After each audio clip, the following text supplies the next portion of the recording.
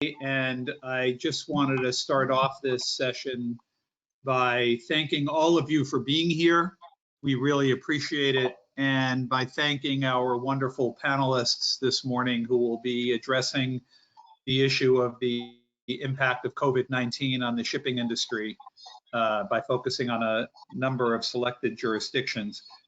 I'm going to turn the floor over to Alberto PASINO, but before I do, I just want to remind everyone that UIA has remained very active during this challenging period. We're very proud of the activities we've been engaged in, from this series of webinars to new podcasts to new productions and videos on social media and elsewhere, to document repositories we've established, to a LinkedIn information exchange site.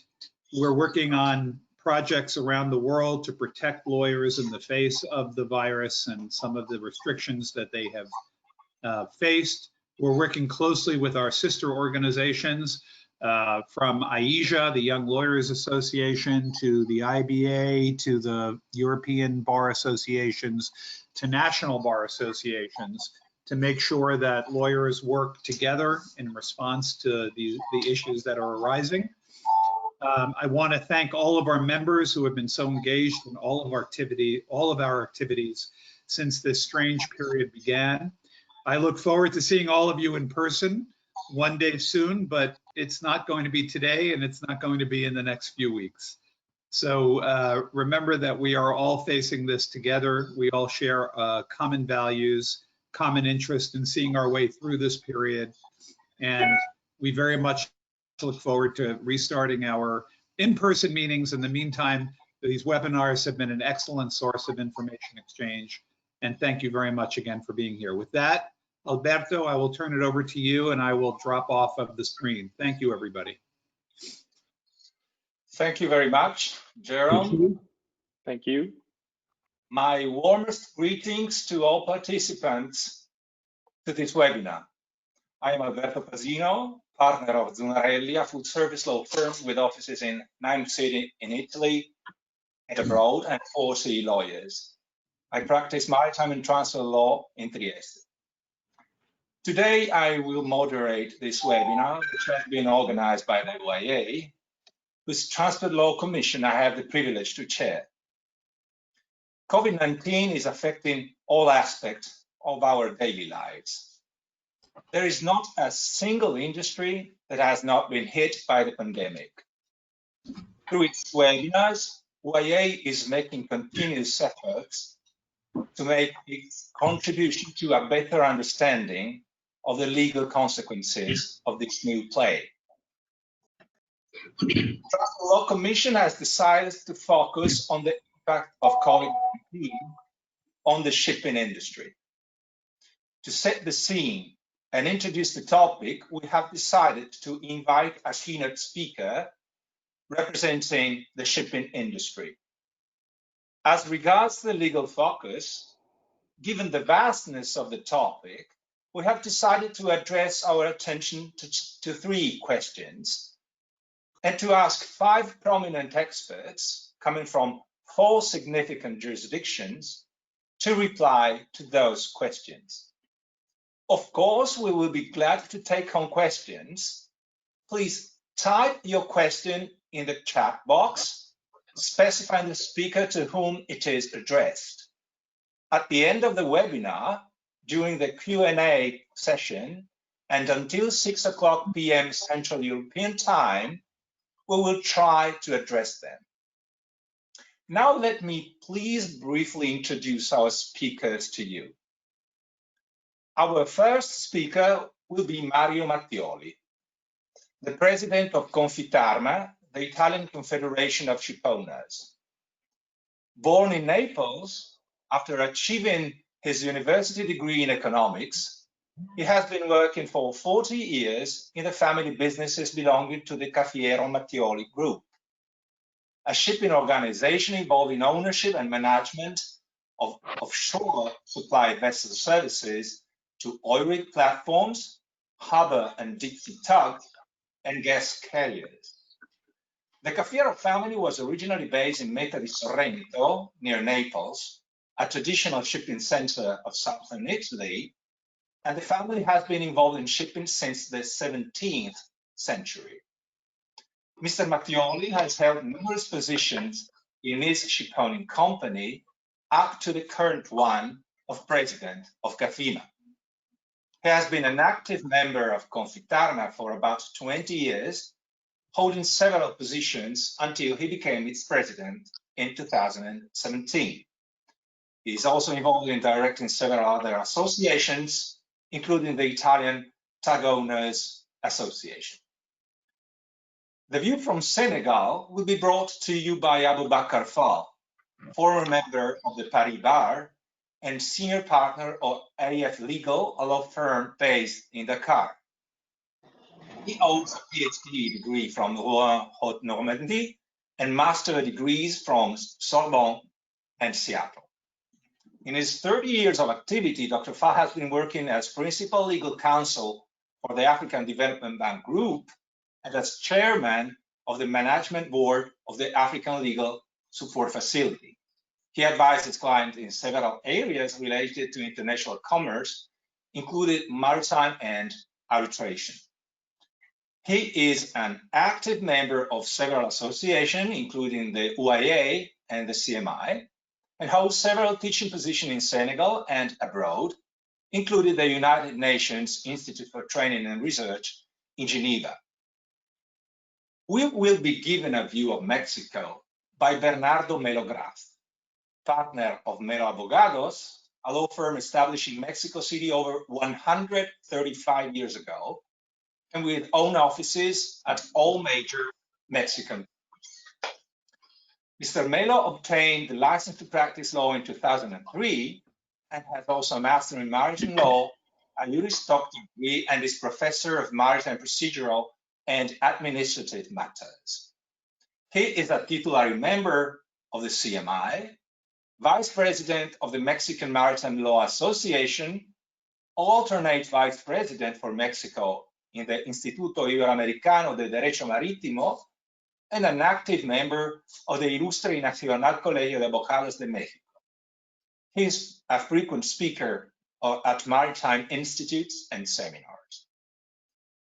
Our German law expert is Olaf Hartenstein, partner of Arnecke Siebert Dabelstein, a commercial law firm with offices in 6 cities in Germany and 160 lawyers. Mr. Hartenstein is based in Hamburg, where he advises clients in international commercial and transport law, maritime and inland waterway navigation law, insurance law, international and European civil procedural law, and arbitration. He has been lecturing at the Paris Institute of Comparative Law, holds a Diplôme d'études approfondies from the Sorbonne, and a master's degree from Assas. Besides being an active member of the German International Maritime Law Association and of several other maritime and transport law related associations, he has been a much appreciated president of the UIA Transport Law Commission from 2014 to 2019.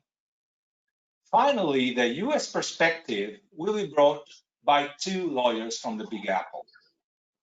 Christopher Kende, member of Causation of Honor, a full-service law firm with 30 offices and more than 750 lawyers around the US and abroad, focuses his practice on international insurance, reinsurance, aviation, and maritime matters. He has more than 30 years of experience in handling major complex multinational litigation in those areas, including admiralty and maritime disputes.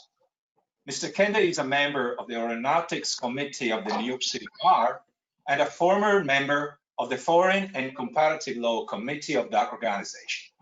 He is past president of the Maritime Law Committee of the New York County Lawyers Association. After having been the president of the UIA Transport Law Commission, Christopher is the current president of the Insurance Law Commission of the UIA and serves on the International Organization Conventions and Standards Committee on the Maritime Law Association of the United States. He is an adjunct professor of transportation and maritime law at Brookline Law School. Finally, our last speaker will be Christopher Nolan, a litigation attorney in Holland and Knight, a full-service law firm with more than 1,400 lawyers in offices spread around the US and abroad. Mr. Nolan is based in New York and serves as co-chair of the firm's Transportation and Infrastructure Group, comprising 180 colleagues around the world. He focuses on resolving shipping disputes arising from charter parties, bills of lading, fire and explosion, total loss, limitation, and insolvency on behalf of hull underwriters, P&I clubs, and ocean carriers. Mr. Nolan is an active member of several associations. I have selected two from his CV. He is currently the secretary of the Tort Trial and Insurance section of the American Bar Association and New York Office Pro Bono Coordinator of the Association in Need of Defense. Now I would like to ask our keynote speaker to express his view on today's topic. Mr. Mattioli, could you please describe the impact of COVID-19 on the shipping industry from your privileged standpoint? Good afternoon to everybody. Thanks for having invited me to this important webinar. We are experimenting new techniques compared to what we were used in the past. Actually, this COVID-19 crisis has had a dramatic effect on shipping trade in general, and of course on shipping company in particular. Shipping, it is important to note, and it has happened to be in these particular days, has been seen as vital to the maintenance of global supply chains, since it contributes to ensure the necessary goods to the population. When I say necessary goods, I mean everything that we need to live, meaning food, any kind of products, energy, and especially medical supplies, and so on. So we have been indicated as a sort of a vital chain of the world supply chain. 90% of the global trade is carried by sea, and of course, ship is the first and fundamental link in this logistic chain. When we go to Italy, that is a country that where I live and which association I do represent in terms, of course, of ship owner association, shipping is extremely important because we have 57% of the goods imported in Italy are carried by sea, as well as 44% of all the exportation are carried by sea as well. We are talking about a total of nearly 500,000 of tons. It is the total amount of any kind of goods, meaning either in container as well as in bulk, whether it is a dry bulk or whatever. So it is extremely important for our economy, shipping, and it has been recognized quite importantly during these particular days. What, from our perspective, which have been the most important problems that have affected shipping companies during this COVID-19? First is, of course, an operation point of view, namely, we have been immediately put into the difficulty of running a ship where worldwide it is necessary to have a certified crew.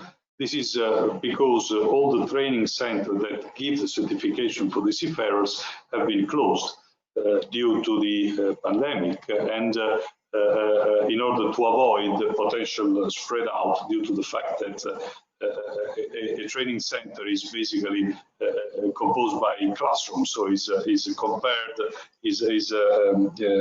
like a school. So schools have been closed as well as. So we have had a lot of problems in renewing the certificates of the seafarers since in Italy this has happened at the end of February, early March. And of course, we had on board of the ships a crew that was impossible to change due to the restriction, of course, due to the reduction or basically the total paralysis of means of transportation, like airway, like the airplanes, as well as trains or any other kind of possibility to travel abroad, as well as the fact that Italy, being hit as one of the first countries, has been immediately banned by other countries, its citizens. And of course, seafarers coming from Italy are Italian citizens. So we have this extremely important problem of crew change that has been resolved worldwide, and of course also in Italy via an extension of the validity of the certificate. So we have solved the problem of having ships without, if you may consider a sort of illegal crew on board without certificates, namely they could be inspected by a port state control in any port and the document was expired. So this has been solved by an extension, automatic extension, thanks to the International Chamber of Shipping as well as the International Maritime Organization, allowing the flag administration to extend its periods. But of course, till now, we have not yet solved the problem of changing physically the crew. So this is extremely important for us because we have crew that have been on board of ships for more than the contractual period. Of course, they have agreed because they know perfectly that it is impossible, virtually impossible to change. So they have agreed to this extension. But on the other side, and you as a lawyer know that much better than me, of course, you cannot keep on board of any of a ship a crew for more than a certain period due to the fatigue problems, as well as due to the possibility of increasing the incident on board of a ship. So it is necessary to create this. So yesterday, I have to say, we have had one good news because the IMO, namely the United Nations, have come out with a proper circular that is, let's say, giving we are still studying it in order to apply it in Italy, but it's of course not only for Italy, it's worldwide. It is a circular that, let's say, gives to the shipping companies and to shipping organization all the necessary precautions that need to be taken when there is a joining crew on a ship, as well as what have to do the disembarking crew in order to come back safely at home. So there are, it's a 20-25 page of circular in which it is stated any kind of behavior that has to be taken since you leave home and 15 days before you leave home until you get to the ship, as well as on the contrary, what you have to do in the airports and all these sort of things. It's quite comprehensive. Of course, there is one big problem that till now we know what to do, but we don't have the means of transportation in order to apply it, because as you know better than me, it's not yet so easy to find airplanes that are able to join the crew from one nation to another. So we are now waiting an opening of corridors, and the importance, in my opinion, of this circular to the shipping industry, but more in general for all the population, due to the fact that the supply chain is fed firstly by the ships. So it's important the ships continue to navigate and to be operative. It is that this circular, namely IMO, is giving to the asking to the proper nations to create the facilities and the possibilities within the countries in order to, let's say, allow the companies to change the crew. So I think that from a political point of view, it is a very important circular, and it is the first, let's say, immediate and proper answer to a problem that is becoming really absolutely terrible for us, because as I say, crew change is the first point that we have to solve. Having said that, then there are many other aspects that are more, let's say, looking at the economies and the economics of shipping companies worldwide, and I can tell you what is happening at the moment in Italy, what we are asking. We have seen that shipping trades have reduced in really a lot its traffic, its movements. Of course, there is much less consumption in the world of energy, and that's why there is less consumption of oil. And so we are assisting at the moment to a very strange situation whereby shipping companies that own tankers are experiencing huge high rates at the moment due to the fact that all the deposits, the stock, the products, the refined products from refineries are totally full. So they are used as extra storage capacity for the oil. That's why even with the price so low, I mean, we are experiencing such high rates. But that's absolutely an anomaly of the system, because all the other sectors are experiencing a very reduced capacity in terms of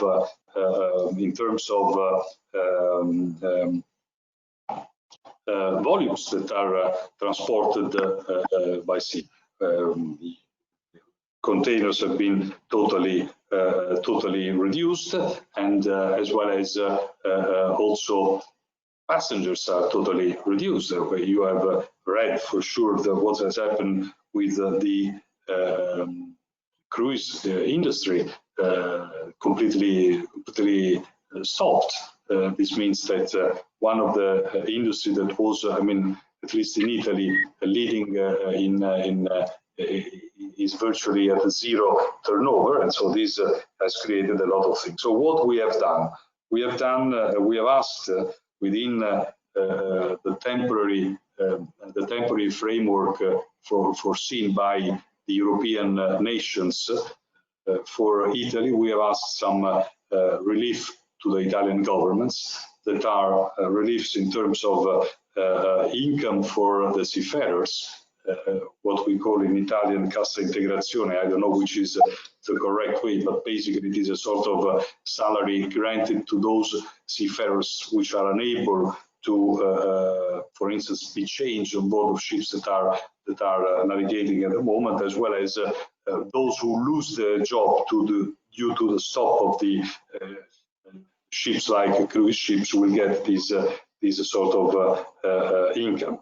Then we have asked the possibility that some fleets that are not, some ships that are not within the international register may get some benefits in terms of lower cost of the crew, as if they were in the international trade, in order to reduce the cost of the shipping companies and try to let them survive till this period of coronavirus is on and the trades are affected. Then we have asked also to make some reduction of the fees that ships have within the ports, when they call it ports, in order to the fact that they are transporting less material. So of course they have a less possibility to have so there is a lower income on board of these ships. I have to say that I'm sorry, I just arrived a bit late because we are discussing at the moment with our government. So I was in a call with the Minister of the Transports here in Italy in order to see how things have gone. So at the moment I can say that our association is in good contact with the government, is trying to support, of course, the reliefs and the benefits, the grants that can be done. We are trying also to reduce the possibilities that shipping companies in trouble may be, let's say, maybe taken over by speculative funds. So we have asked also this kind of relief to our government. Of course, it's affecting Italian companies as well as the Italian flag ships. And basically, I think that if we can get to a conclusion, this pandemic has been terrible in our sector because it has arrived after already a very troubled period from 2009 till now of the market. So of course it's in the worst scenario this has happened. It has been the worst possible pandemic seen after the war in our period, because virtually half of the world has been stuck, has been locked down, of course with a big reduction of everything. It is a good, if we want to look the glass half full rather than half empty, the fact that in the world now it's clear the role of shipping and the leading role of shipping within logistics. So this is absolutely important.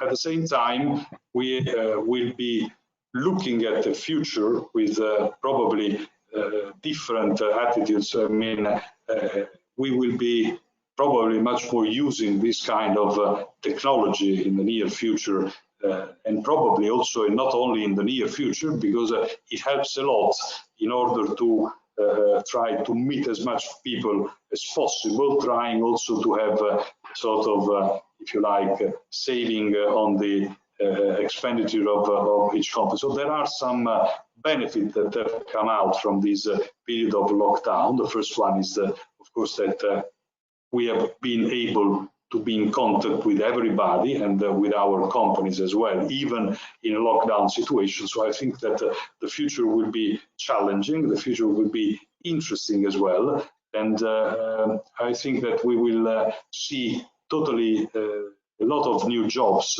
in the future. I read just, and I just conclude that the children of today, 65% of them will make a job that now is not existing. I mean, so this means that let's say in 20 years, probably we will see really a revolution, even in the way in which the new generation will have to approach to the working world of the future. I think I have exhausted my time. I thank you very much for having invited me. I hope that it has been it has been a picture in which I've given you some bits of things interesting for all of you. I'm not a lawyer, as you can imagine, and you have noticed, but I'm delighted to have been invited by you. And Alberto, I give you the microphone, let's say. Thank you very much. Thank you very much, Mr. Mattioli, for having presented us in a rather short time a comprehensive picture of the issues that are currently affecting the shipping industry, and for the positive spirit that marks the conclusion of your speech. In times of COVID-19, I guess what most of us are in want of is a positive attitude. Thanks, Mr. Mattioli, for your stimulating approach. Thanks to you. Thank you very much. Now let's start the round table by focusing on the following question. I would like to ask our maritime law experts to describe the specific impact that COVID-19 had on shipping or transportation in their jurisdiction. Let's start from Germany. Olaf, the floor is yours. Thank you very much, Alberto. And hello to everyone. Thank you, Alberto, for having organized this. It is still unusual for me, despite all these telephone and internet conferences in the last month, to speak on a webinar without seeing the audience. So I am happy to be here, and can I control the slides? Yes, and give you a brief introduction on the specific impact of COVID-19 in Germany on the shipping and transportation branch. It's not a legal question, so what I did is that I, of course, asked my colleagues what their experience with clients' troubles are. I saw my own clients, of course, and I also had a look at the publication by the government. The government, since this started in Germany, made polls, regularly polls in the industries to see what the concerns are and how they are developing. And they published that every other week or so. So that was very instructive, and it matches the experience in the firm. I will briefly tell you what here. In Germany, the COVID-19 problem started in the beginning of March, as in many other countries.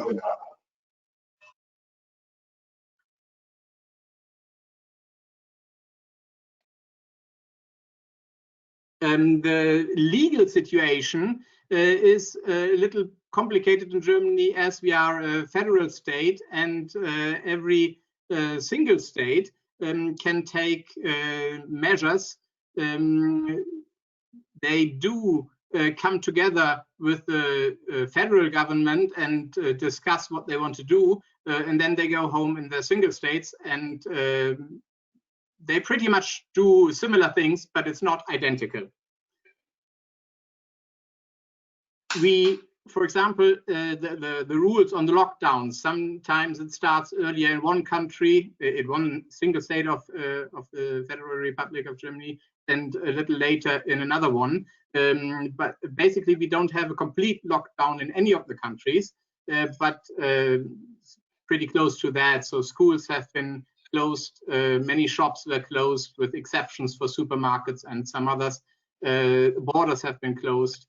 There are restrictions regarding contacts, of course, and to a large extent factories have been closed as well, namely in the automotive sector, which of course for Germany is an important topic. So I will briefly go through the different modes of transportation. In road carriage, what these polls in the industry made by the government have made transparent. Not a surprise, there has been a major drop in orders, and there is a problem with low freight rates. The low freight rates, of course, have been there before the COVID-19 crisis, but the major drop in orders, of course, accelerates that.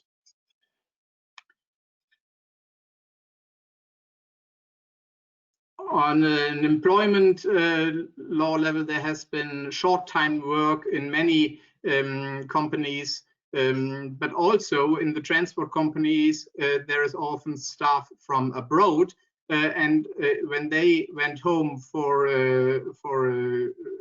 vacation or so, they often couldn't come back directly because of quarantine measures. So that were the concerns by the companies in that sector. There is very apparently quite some insecurity about future development of the situation. We all do not know how this will develop. So this it's a difference if you have to shut down or if you have a drop in orders for 2 or 3 weeks or for half a year. So there is quite some insecurity. A major part of the transport companies, though, said that the financial situation is very bad, but it's not to the state of an insolvency. Now, of course, with these polls, it's probably not always representative, and I don't know whether it can be really said so in general, but that is what the observer by the government gave. At last, some saw at least some light at the horizon since last week's loosening of the lockdown rules. I think it's probably a very dim light at the horizon and still developing very slowly, but there is some hope if this all goes well. And there was even some positive aspects in road carriage because the Amazon and others, of course, have well, I don't want to say the time of their life, but they are very, very intensely requested, and the B2C parcels transportation obviously increased a lot. Rail carriage, very similar, major drop in orders, particularly in the automotive sector and metal sector. Not so significant for coal, wood, paper, fertilizer, and grains, because that is apparently still transported a lot. But all in all, a major drop. And because of that major drop and the non-used trains, the DB Netz AG, which is the German company that distributes the usage of the railways, and usually can receive and request cancellation fees if an announced train does not run, suspended their request for cancellation fees, and they don't request that for the time being. I don't know how long that will last, but that is one of the measures we can see has been taken. Combined carriage, they had a little note on that saying that the terminals are generally operating without interruption, save for some closely connected to the automotive sector, which obviously, if there's no production in the automotive sector, had to shut down. Inland waterway, major drop in orders as everywhere, particularly, of course, cross-border and the automotive and steel sector. There was some optimism by those who participated in the government's poll in respect of containers, as in China and more generally probably in Asia, it was expected that production starts again and there are goods coming via the Amsterdam, Antwerp and Rotterdam ports to be shipped by inland waterway, but whether that has been realized to a satisfying extent is the question. Maritime carriage, major drop in orders. I've got that for everyone here. Particularly, of course, carriage of persons, all the ferries, the cruise lines, the carriage to the islands, that is nearly vanished. The poll, according to that poll, it was not critical for carriage of goods yet, but of course significantly less than before. And that's the wrong title. This is aviation, I'm sorry. Aviation, as you imagine, passenger flights have been reduced almost by 94%, and carriage of goods, it said in that poll, well, very significantly, more than 80% less flights and more than 30% less goods or mail. That is about it for the situation in Germany. Thank you. Thank you, Olaf. Thank you, Olaf, for this comprehensive picture. Bernardo, could you please describe the specific impact that COVID-19 had on shipping or transportation in Mexico? The floor is yours. Yes. Thank you very much, Alberto. Yes, direct impact in Mexico has been to the cruise lines. For example, one of the major hotels, a luxury hotel here, just bought a ship, a passenger ship that was the main voyage was supposed to be in March, so plans had to be changed. Also for all regular cruise lines have been totally ceased. That's on that direct impact. On an indirect impact, obviously, the chains of production have been disrupted. So all major ports has reported a downside in their cargo management and their numbers. So, well, all the major ports are open for cargo. There have been supplies for the population for many things. Well, but let's make just the beginning of it, because different countries have different time frames on that. For us, on March 18, the General Director of Merchant Marine issued a COVID warning, closing down any bureaucratic process and considering non-business days from March 19, I'm sorry, to April 18. This was later extended, obviously, as you may know. With these measures, all certificates from crew and also waivers were automatically extended, their validity, so everybody can continue operations without worrying about the regular paperwork or process that the law requires. For us in Mexico, we have a priority for the humanitarian process. Also on March 19, there was the MS Europa, with 357 passengers, German citizens. Most of them were older, or senior citizens that were disembarked using these humanitarian protocols put in place by the Merchant Marine.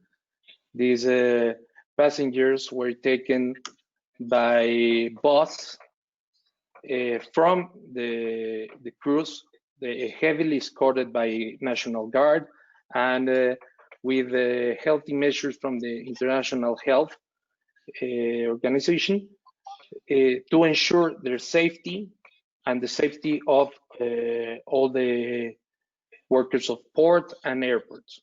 They were given a fast pass. They didn't go to boarding lane. They were transported in these buses directly to the stairs of the airplane, so they would have no contact. This also they provided to the chauffeur and the person interviewing healthy equipment such as the face mask, gloves, and the suit you maybe have seen in the news, and everything. Later on, well, this was a charter airplane that took them home to Germany. So they were able to get home quick, easy, and guarantee the safety of everybody, the passengers and the people helping them get home in a very humanitarian way. Later on, this same protocol was very successful, was implemented for 191 passengers from another ship that was helped by Belgium Air to get to Düsseldorf, Germany. From there on, there were many other humanitarian breach implemented by the government. In fact, today they are implementing one for the Seven Seas Splendor at Puerto Vallarta to transport 125 crew members on board and help them stay there. So, with that in mind, the Ministry of Health, the Directorate of the Epidemiology, issue general guidelines for ports and airports to help prevent this. These guidelines include provide travelers with information about COVID.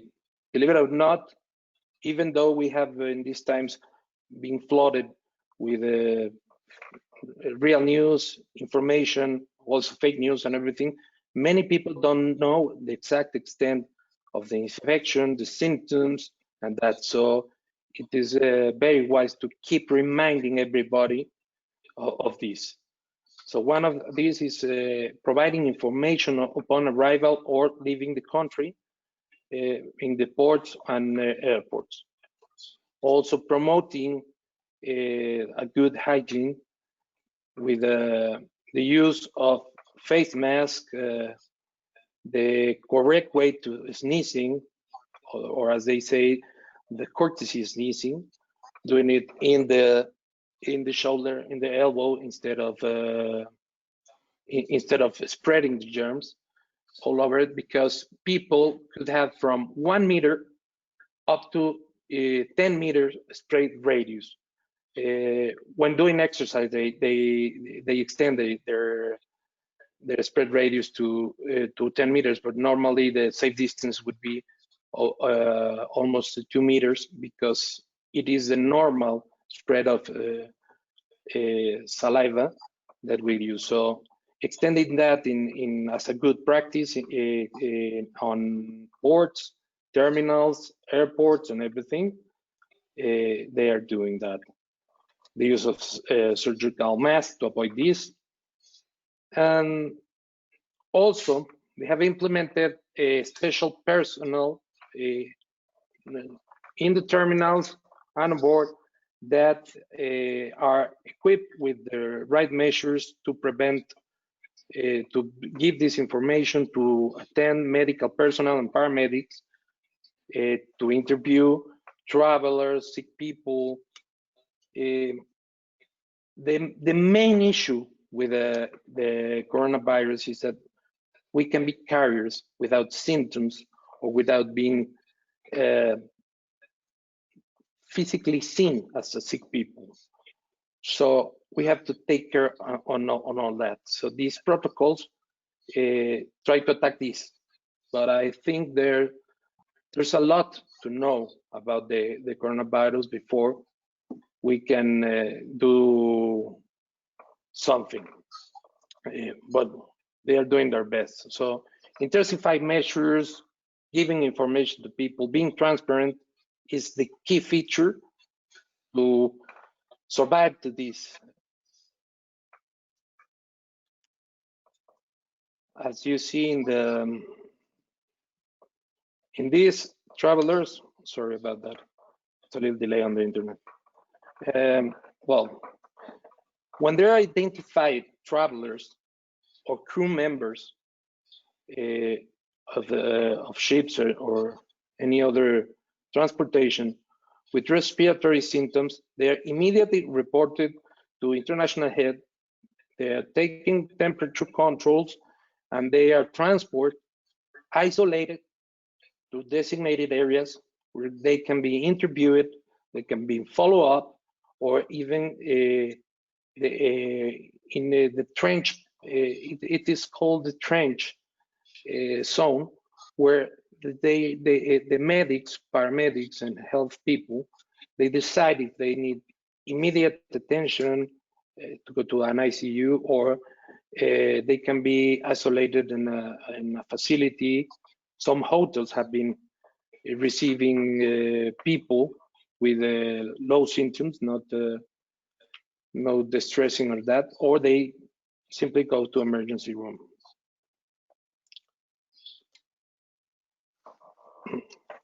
But in the case of cruise lines, passenger cruise, in the future, or right now, they're implementing some measures. Specifically, we will lack about buffets in the ships for a while, or maybe forever. I don't know if these are temporary or permanent measures, but here in Mexico, we said that there is nothing more permanent than temporary. Some cruise has limited the age of the passengers because we have been known by the World Health Organization that elder people tend to be more susceptible to this coronavirus or respiratory illness.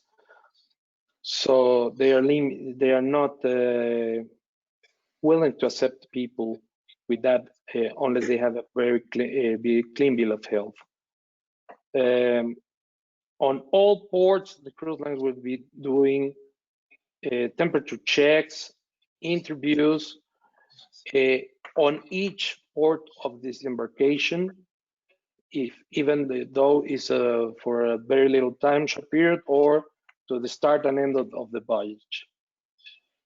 Passengers will be having to have, some countries have been discussing about health passport.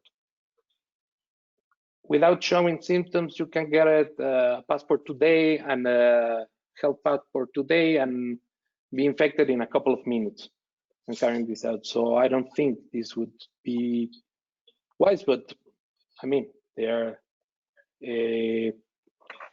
issues that we have been sorting or we need to discuss in the international level for the implementation on all countries and all that.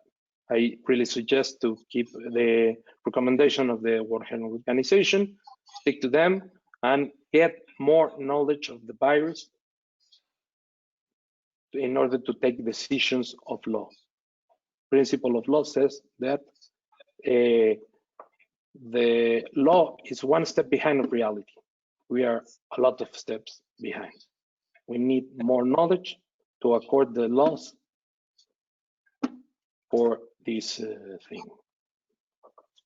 Thank you, Okay, Bernardo. thank you very much. Bernardo, the floor goes to Abubakar for the situation in his country. Please, Abubakar.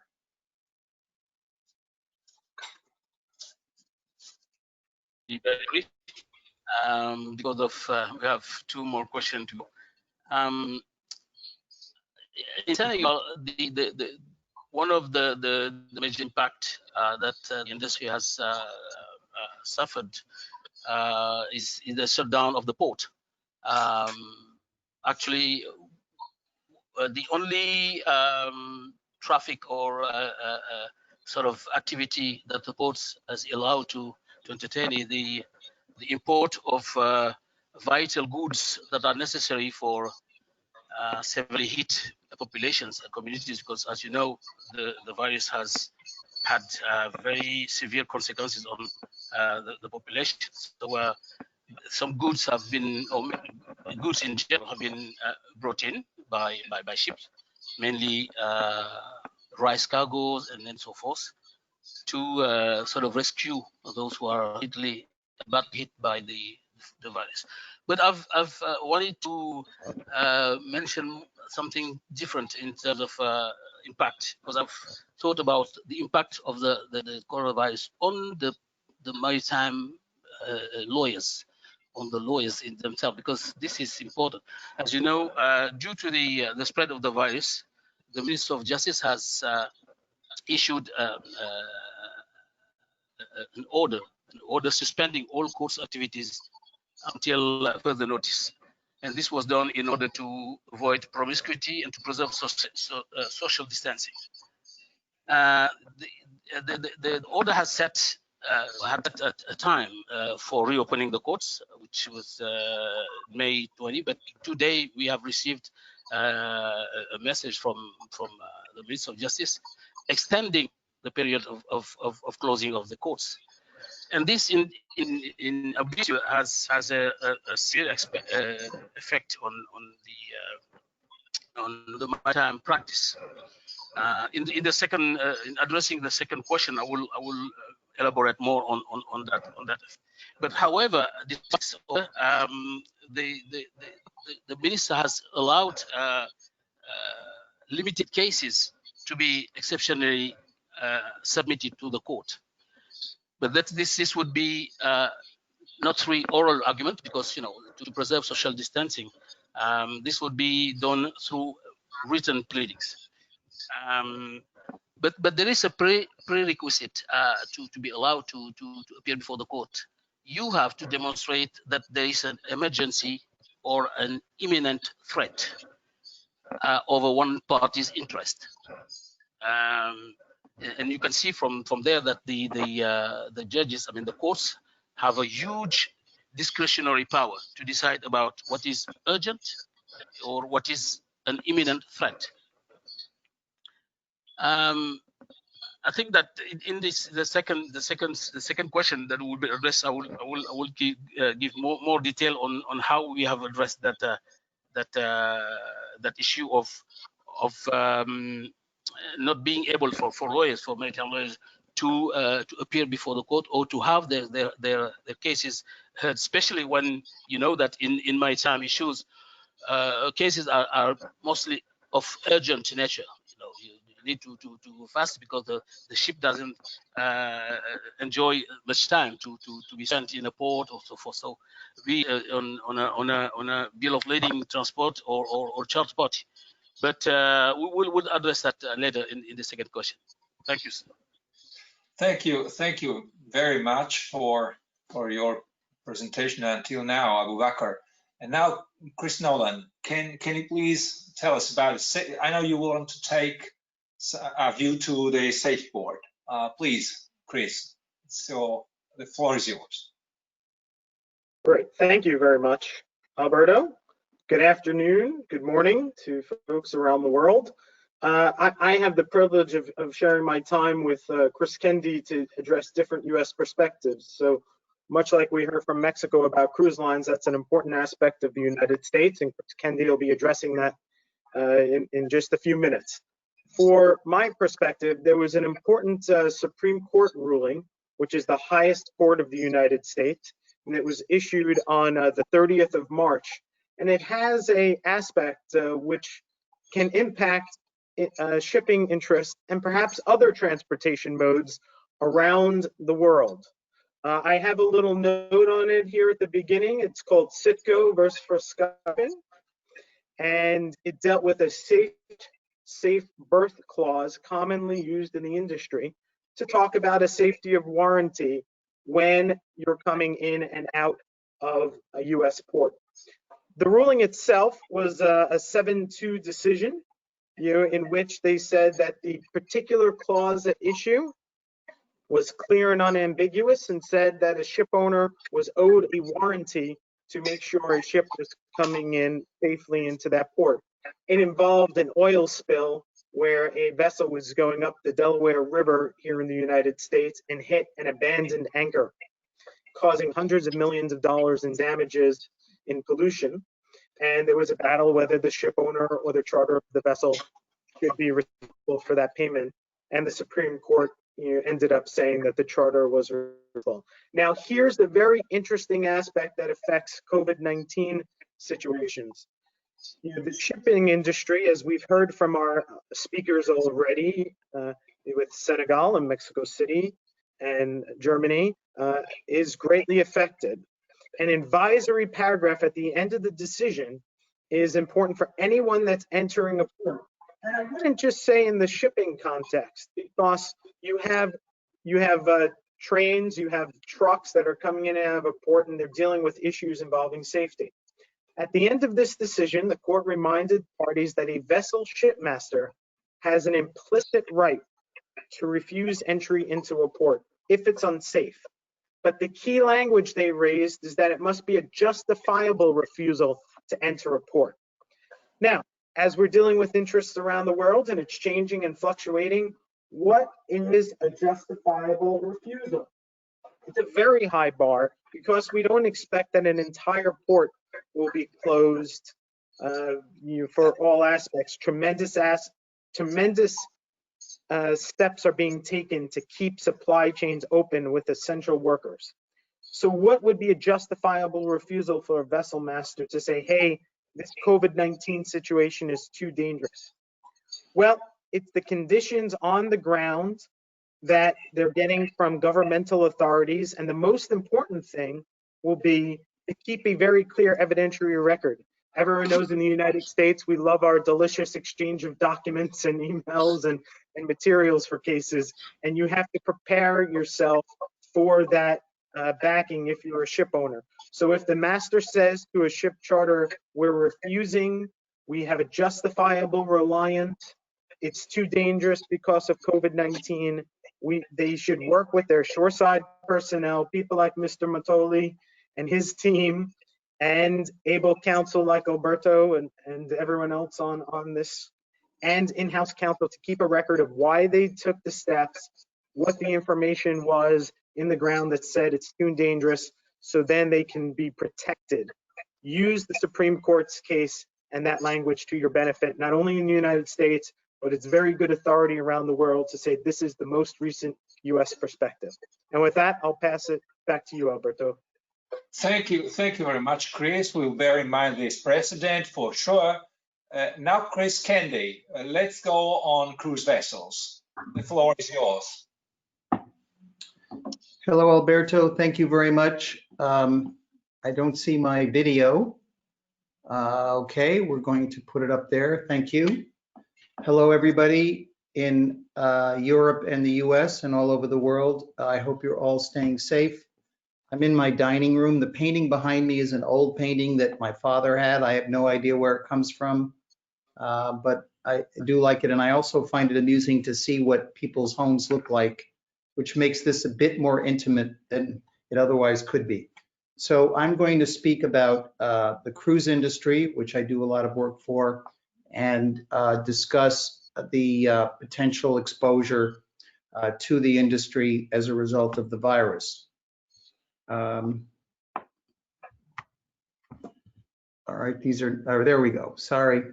So the cruise industry is obviously at the front line of claims, given all the history. I don't know how many of you have been following the problems with the Princess Lines vessels. Several of them, the Diamond and the Grand, were both quarantined after significant numbers of infections on board. And they are now the subject of a numerous sets of lawsuits. Just the other day, a class action, this is for the Europeans, a class action, it's called a recours collectif. It's a procedure in which in the US, you can have a representative, one person represent a large group of people who make a similar claim. So let's say you have a very small claim for $100, but you get 1 million class members and the court certifies this as a class action. The case becomes much more important because you have 1 million people claiming $100 each, as opposed to one person doing it. So we have a number of these class actions on behalf of passengers on a number of vessels. The last one was on the Costa Crociere owned vessel, the Luminosa, beginning on March 5th, the theory being that the crew knew about the possibility of the virus exposure and didn't do anything about it, and the case is in Florida.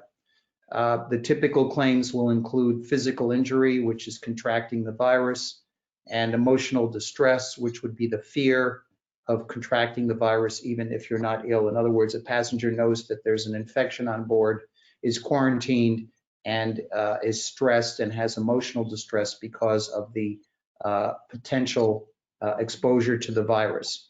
So let me give you, I know I don't have a lot of time, I'll do very quickly the legal framework. So the standard of liability in the US is what's called ordinary negligence, which basically means there's a duty of care. It's kind of like the equivalent of 1382 of the Civil Code, that there's fault.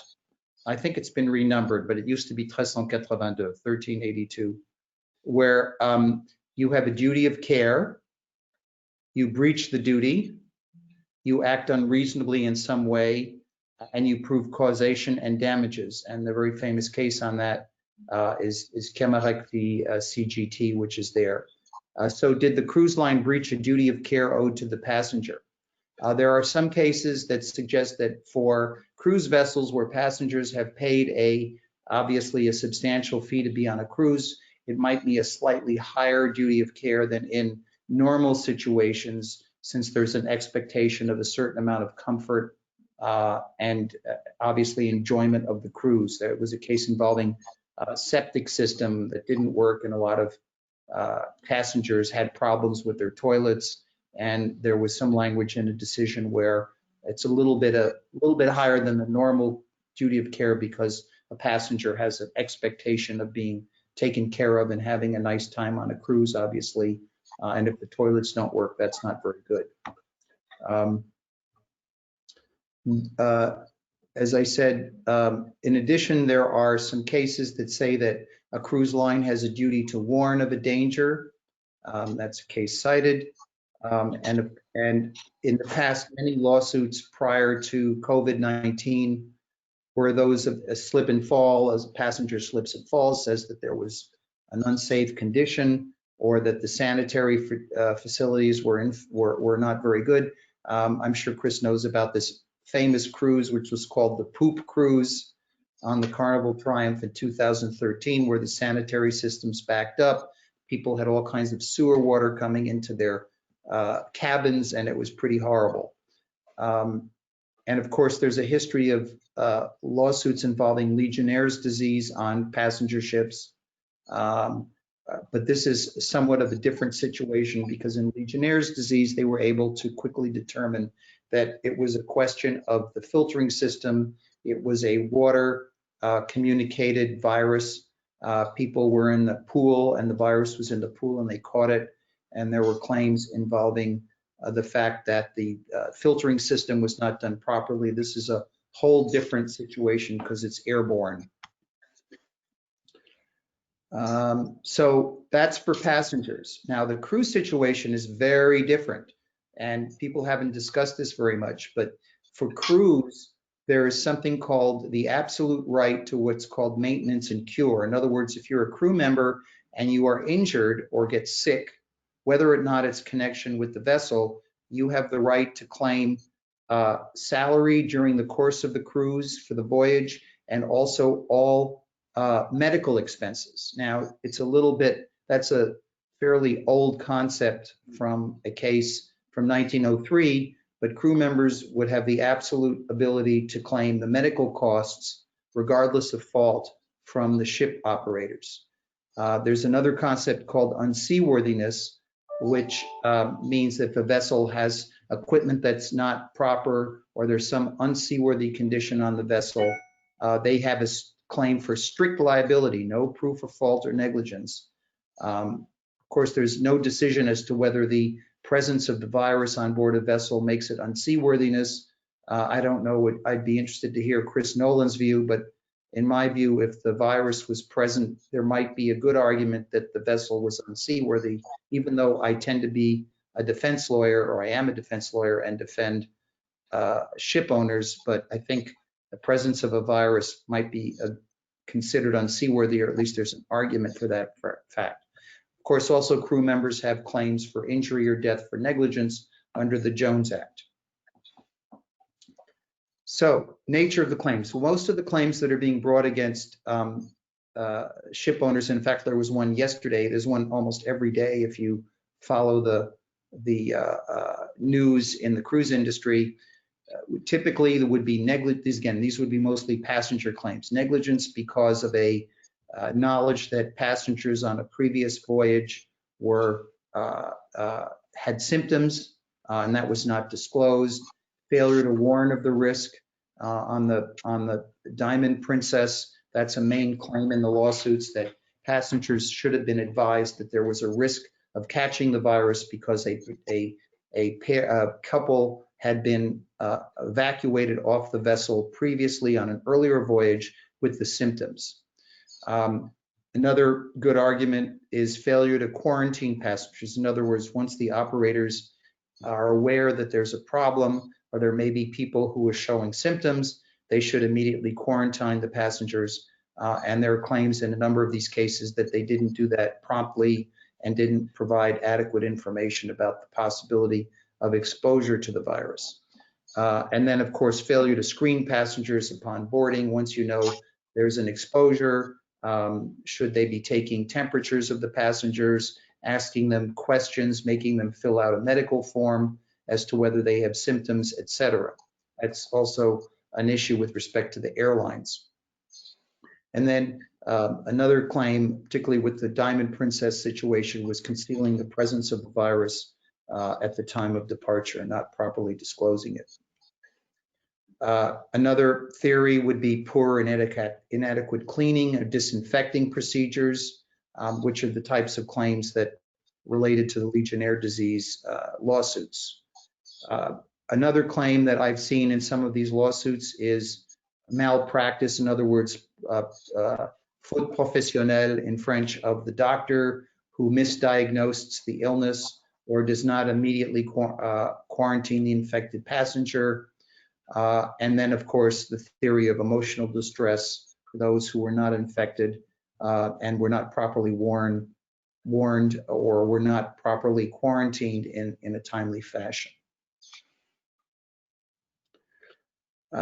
So what are the impediments to discovery to the lawsuits? And I think there are a significant number. Again, I'm a defense lawyer. I'm not a plaintiff's lawyer, so there may be different views on the plaintiff's side.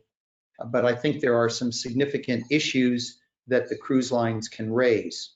One is, of course, the forum selection clause, which has been enforced under the Carnival Cruise case. Many of these lawsuits are being asserted in forums or fori that are convenient to the plaintiffs, the passengers. I've seen a number of them brought in San Francisco, even though Carnival has a forum selection clause, which I believe is Florida. I think those will be enforceable absent some extraordinary situation.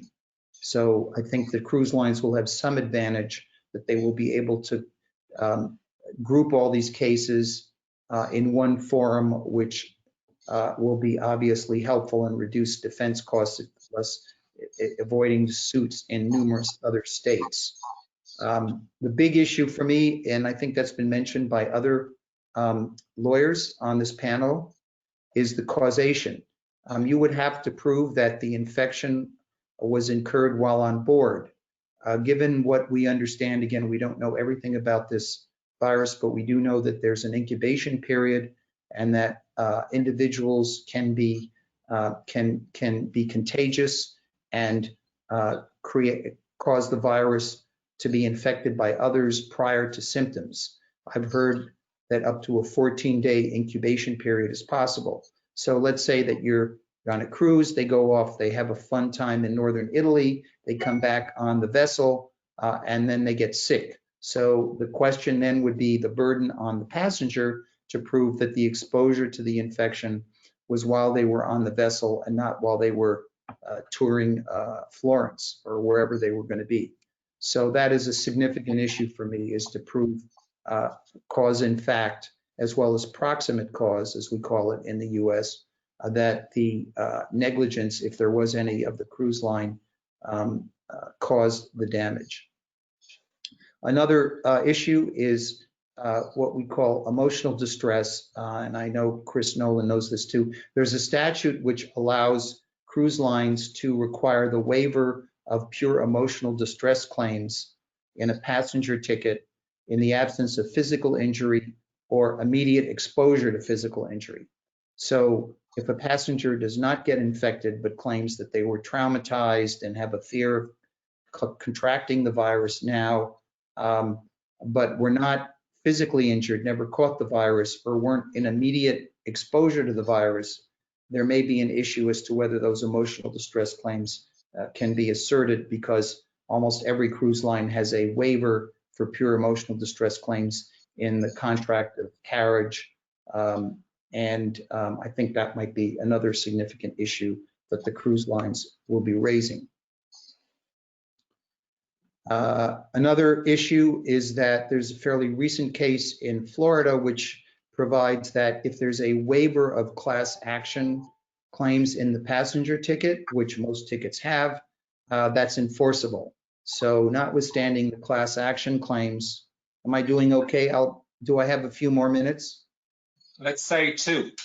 2? Okay, I'll go fast. So waiver of class action claims are enforceable, so the class action claims may not be able to be asserted. There's another rule that medical malclaims against ship owners are limited to a claim for knowledge that the doctor was incompetent. Theory being that the ship owner doesn't have the expertise, and if there's a professional error on the part of the doctor, it should not be imputed to the ship owner. There are also states on medical malclaims which are enforceable, and there's something called the Death on the High Seas Act, which precludes claims for non-pecuniary damages like emotional distress on the high seas. So very quickly to finish up, lawsuits are certainly going to continue. There was one yesterday, which I didn't have time to put on the slides. There are a lot of impediments: causation, form selection, waiver of claims. A lot of these claims may be insured. It would be a whole other issue to look at whether those are excluded or not, but a significant number of them are probably insured by the P&I clubs. And in my view, the real economic impact will be the shutdown of ports and shelter-in-place orders and the inability of passengers to travel rather than actual exposure to the virus on vessels. Last slide. I think a lot of these cases are going to settle because I think the cruise lines will want to maintain their good relationships with their travel agents. There's a potential for bad law if some of these decisions go all the way to judgment. And my experience with the cruise lines is most people can't wait to get back on the ships and get away from all of this once it's safe. So I'm hoping that the industry will come back strong. And thank you very much. That's the end of my presentation. Thank you very much, Christopher. That was very interesting.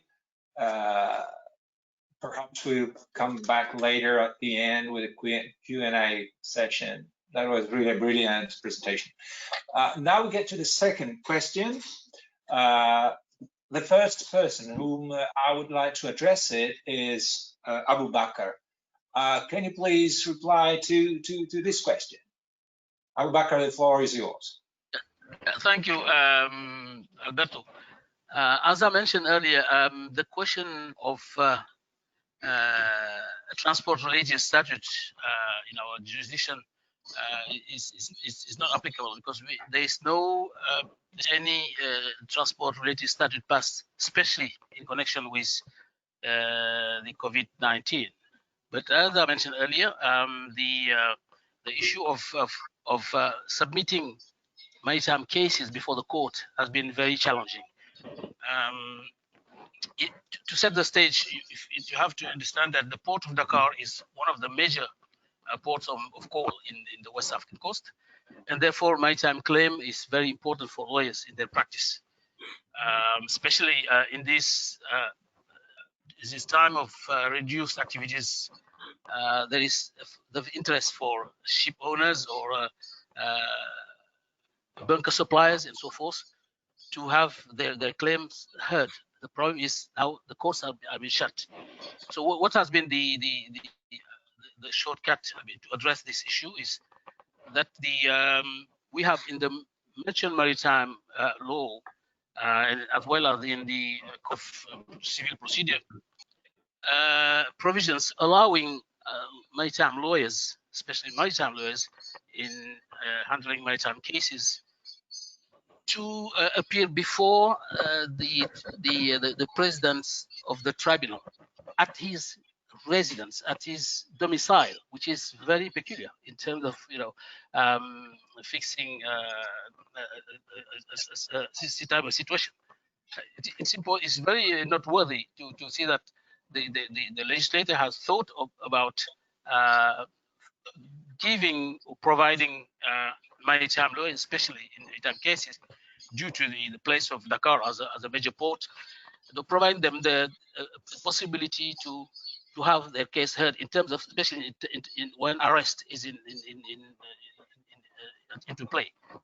Arrest of vessel is key, as I mentioned earlier, and then to address that, there's a possibility by law to submit the case before the president of the tribunal at his place, at his residence.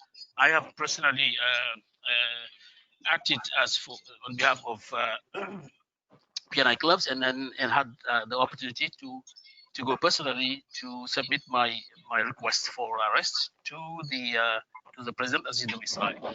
And I think this is very important because you don't need in the first place to address the issue of imminent threat or emergency. It has to be in your application, the request for arrest. But the president has the duty to set a date, to sign the request, set a date for an urgent hearing. And this is very important. And in these days of COVID-19 pandemic and court reduced activities, I think that the creditors, be they charterers, various charterers, or suppliers, or so forth, they could resort, they could use this tool to have their case heard before the judge, to have the vessel arrest in order for their claim to be heard.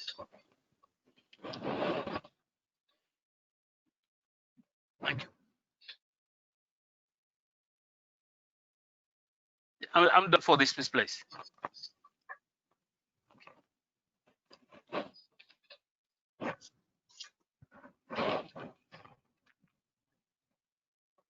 I'm done. I'm done for this place. Okay.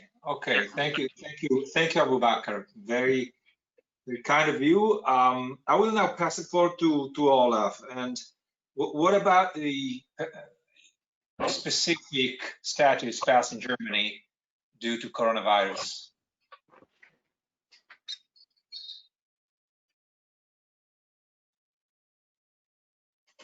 I guess we cannot hear you. Olaf, you should open your microphone.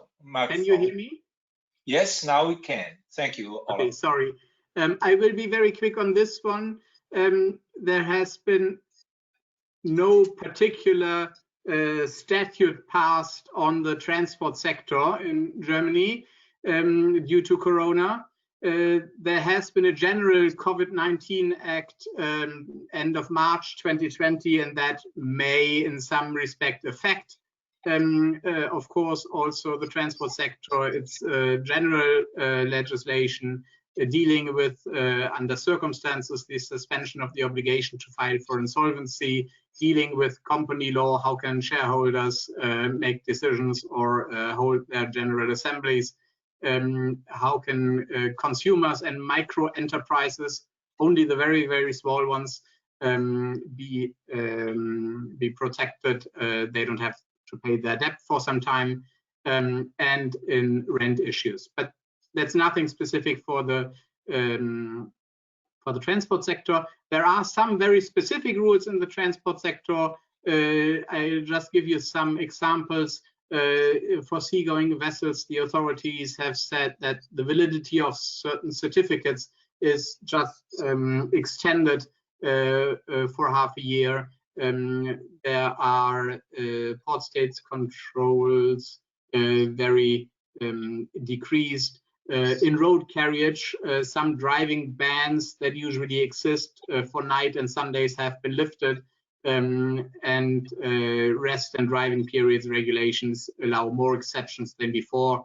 And in aviation, although there is almost none left, the one that is left, there has been some loosening of the night flight bans, and that is just some examples for specific rules, but there's no real legislation in the transport sector.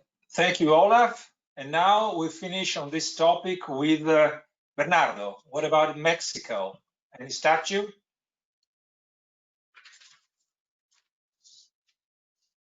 Your microphone. Yes.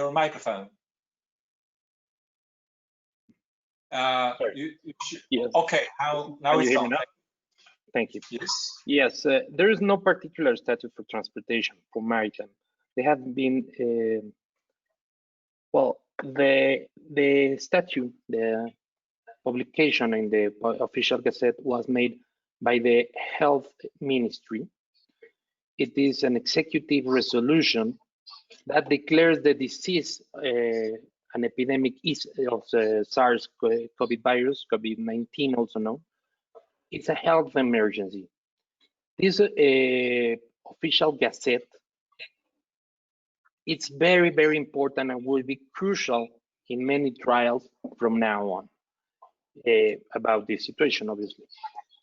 Well, there are two main resolutions in this Gazette. The first one is that the epidemic disease is declared an emergency, a health emergency, due to force majeure.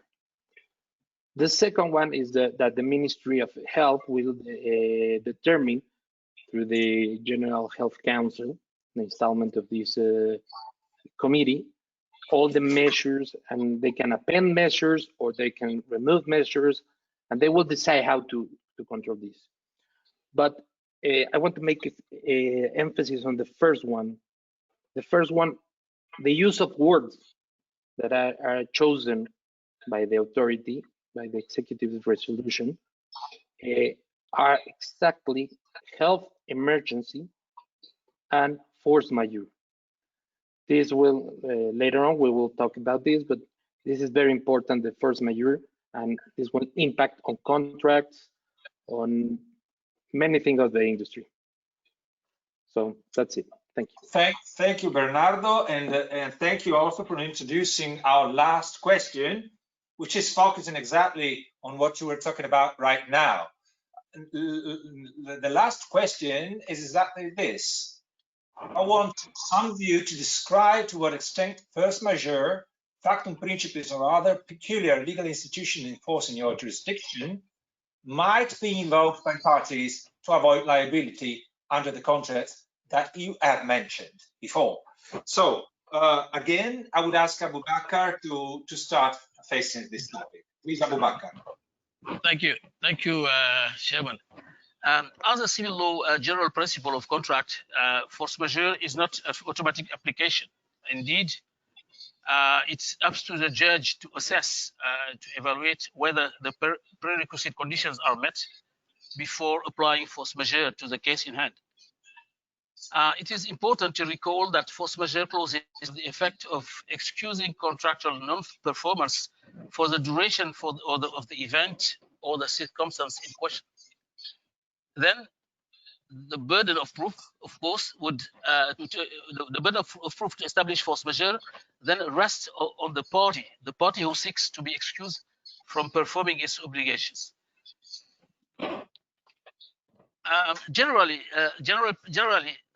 pandemics such as Ebola has been considered as force majeure, provided that the contract was concluded before the spread of the virus.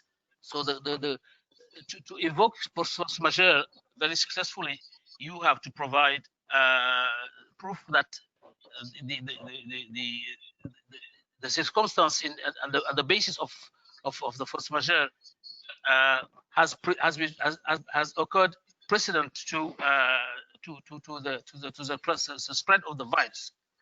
This is important. The contract has to be concluded before the spread of the virus. This is the prerequisite condition. Therefore, you can imagine that a debtor, somebody who has a contractual duty affected by the coronavirus or the COVID-19, or even a company which has been prevented from performing its contractual obligation due to the government decision to shut down businesses due to the pandemic, this company or this particular party could or should be entitled to invoke force majeure. For example, if the port where the vessel is berthed is closed by a governmental decision, like we have the currently in Senegal, for example, the closing being based on the necessity of confinement and business shutdown by the government, then the vessel which is prevented from departing should be able to invoke force majeure or act of government vis-à-vis the cargo interest in order to be exempted from performing its contractual obligation under the bill of lading or even under a charter party. I think this is an interesting point because we don't have yet a case law addressing the issue of coronavirus or COVID-19 as a basis for force majeure.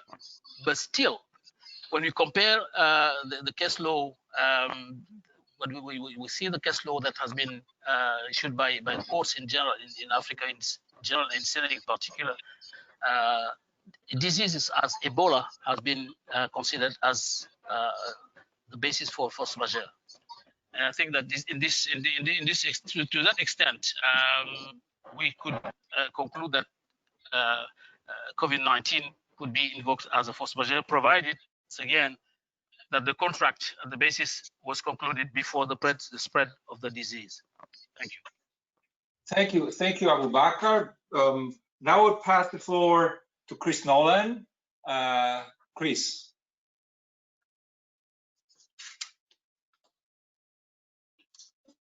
Turn on your microphone. Thank you. We can't hear you yet. Not okay, yet. Hello everyone. There we go. We knew 10 point. So I'll make this relatively not silly. At least in the United States, there are force majeure clauses in contract permitted, but you don't get to imply it. So in those circumstances, the doctrine of frustration would apply in the context of epidemic performance is impossible. What I want to address in our short period of time that are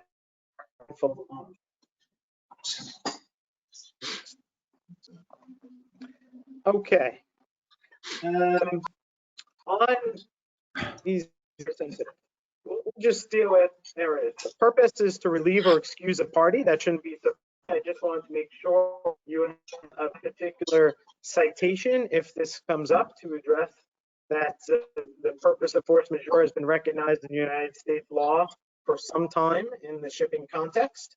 The burden of proof to demonstrate is on the party who's seeking it. That shouldn't be surprising if you're trying to have an up because of a force majeure, you know that there's a proper occurrence to allow it, and looking carefully at your contractual provision. What I wanted to do next is address some of the cases in a little context and flavor. A public collapse, such as a war, riot, or epidemic, falls within the terms of a force majeure. That's well settled, and the Phillips case addresses it. Coombs v. Nolan, because it's from 1874, and that's a nice healthy vintage. The respondent was named Nolan as well, and I thought that was very nice. It could be my great-great-grandparents, for all I know, who are dealing with and involving a epidemic in affecting forces were necessary to facilitate the carriage granite off and on a vessel. Because there weren't enough forces available to carry that, and there was a force majeure situation for that 6-day delay. Now, it was important that the counterparty took steps to rent horses at a higher than would have been necessary to. It shows that you have to take steps as possible to complete your obligations under a contract, but get some variance if you show that best efforts as soon as possible. To the next slide.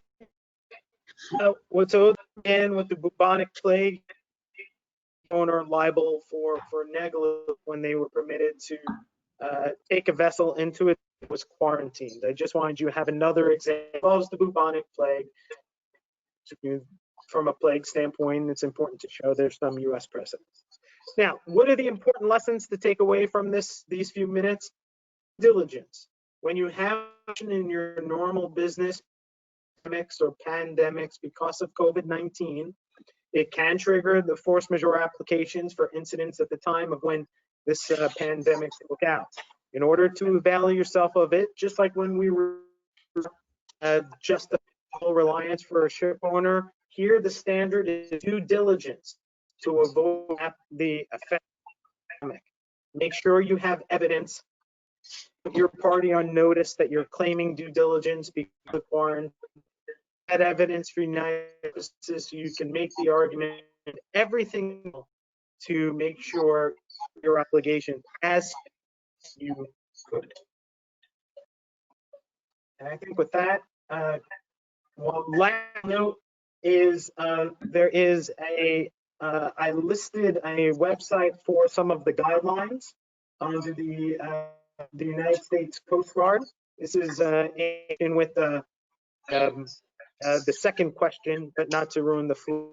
The Coast has a website where they provide daily invites. It's called Marine Bulletins. And for anyone who's going into United States ports and wanting to know the most up-to-date issues that the Coast Guard is giving guidance on in connection with COVID-19, please go to those websites. Because of time, I'm not going to go, but I want to make sure you had the materials. Alberto, that's it. Thank you very much, Chris. Very interesting as usual. Now it's Ola's turn to I'm sorry, Alberto, I have one slide that I wanted to talk about for 2 seconds. Oh, of course, please, Christopher. It's coming up next. Of course. I just take 2 seconds. So regarding charters, we've had a lot of discussions with agents that have been chartering vessels. Almost every charter has a typical force majeure clause, which generally covers epidemics or forced closures of ports. It's a standard clause, and they excuse performance by both parties, obviously. However, many cruise lines, most of my clients are trying to negotiate or postpone cruises rather than refund the passengers for obvious reasons. If the cruise is canceled for the reason of a closed port, normally you would have to refund the charter hire. Also, just very briefly, the FMC has ordered the creation, that's the Federal Maritime Commission, the entity, the government entity, federal, that oversees transportation. And they have ordered the creation of a number of task forces with people from the industry and consumers to study the impact on the cruise industry and develop solutions. It's obviously a major concern of the federal government that the virus has had a significant impact on the cruise industry. And that's really all I had to say. Thank you, Alberto. I know we're running late. Sorry for adding a slide at the last minute. No, my fault. Now, thanks, Chris. Olaf, what about Germany? Thank you, Alberto. So I will be quick on that one too, if this works. Oops. So under German law, we don't have a general principle of force majeure either. If you want to have force majeure, you need to put it in your contract. If you put it in your contract, make sure that you define a little bit what is meant by force majeure, because there's no general definition of it either.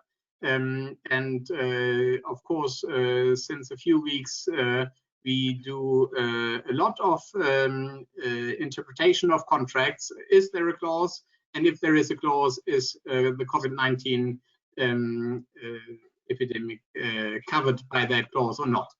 If you don't have a force majeure clause, you may still have a case of impossibility, that some of the performances agreed in contracts have certainly become impossible by the epidemic. And if a performance becomes impossible, then there is no obligation to perform it anymore, obviously. The other side still has to perform its own obligations unless you created the impossibility by negligence, but that is rarely the case with COVID-19. Paying your debt, money is never impossible, so in many cases the impossibility is not invocable, even when it is impossible to pay, but it is said to never be impossible. Now, last possibility you have under general German private law is something like the clausula rebus sic stantibus, the disruption of the basis of contract, we call it, and it's in the civil code in section 313 since almost 20 years now, but it's an older principle which has existed for a long time. The rule is that if parties did not consider a certain aspect which in the belief of both parties is a basic or a fundamental basic to their contract, and if one contract party is severely in disadvantage because of the developments that take away this basis of the contract, then that one party may request the other to have the contract adapted. Only in very exceptional cases it can be terminated. Usually it is adapted. So the preconditions, I wrote them down for you. This is reacting a little slowly. The circumstances that became a basis for the contract, not expressly but underlying, have considerably changed after the contract has been agreed, and it can be presumed that the parties would not have agreed on the same terms if they had foreseen such changes. And if not amending the terms would lead to unbearable consequences for one of the parties. So there can be no general reply here as to whether this suits the COVID-19 situations. It depends on what the parties agreed, what the risks were attributed like. If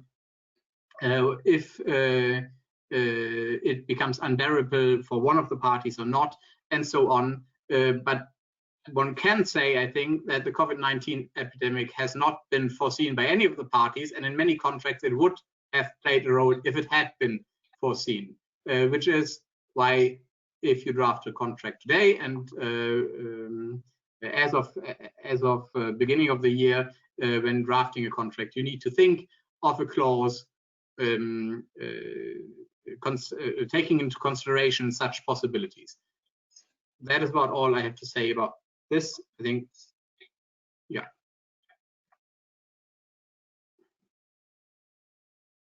That is it. Thank you. Thank you. Thank you very much, Olaf. Now we go to our last speaker, who is Bernardo, force majeure in Mexico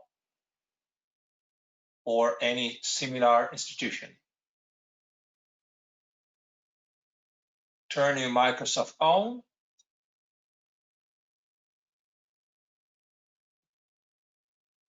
Not yet.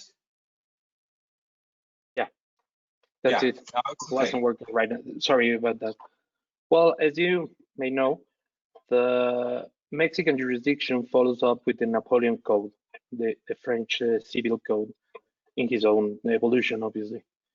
So there's no definition on force majeure, but the jurisprudence and court criteria has been well done with the doctrine.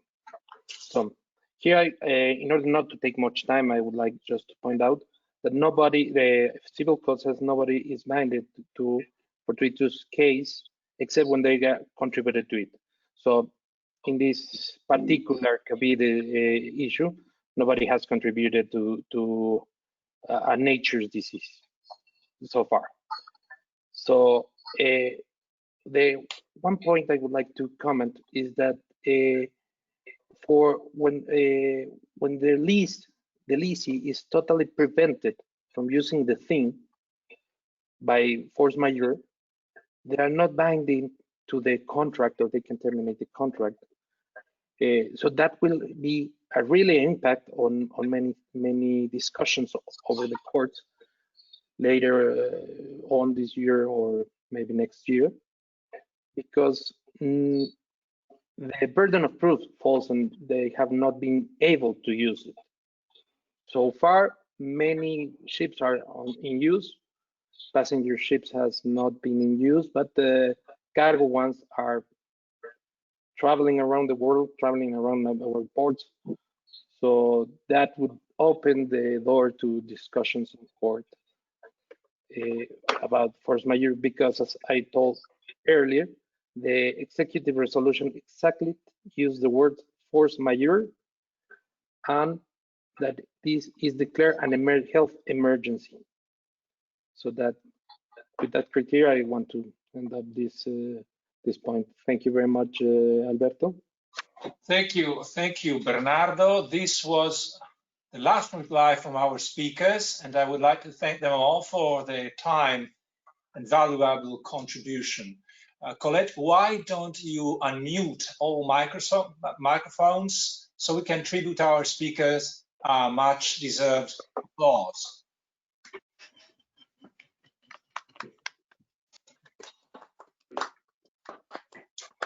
Thank you. Thank you very much. Thank you very much. Now, there is actually one question. Which was somehow, I think, already replied by Bernardo. But anyway, I would like to read it. It comes from Jorge Fernandez, and he's asking, what is the force majeure effect on vessel leases? I think we're talking about charters, and their contractual implications in Mexico. I won't give you more than 1 minute since we run off of time, but Bernardo, if you just want to address this question, please. Yeah, thank you. Well, in Mexico, there are many leases on ships, so I understand why he's worried about that. And yes, if the key to this point, as I told you before, it is if you are not able to use the ship normally or seaworthy because of the emergency, then will be in case of force majeure.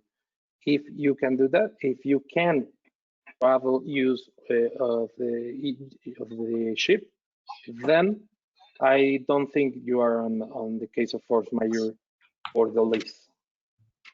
That's it. Thank you. Thank you very much. There are no other questions. Now time is unfortunately over and we shall all go back to our ordinary occupations. I wish to thank all attendees for their interest shown towards this event and invite them to visit UIA's website and check our upcoming webinars.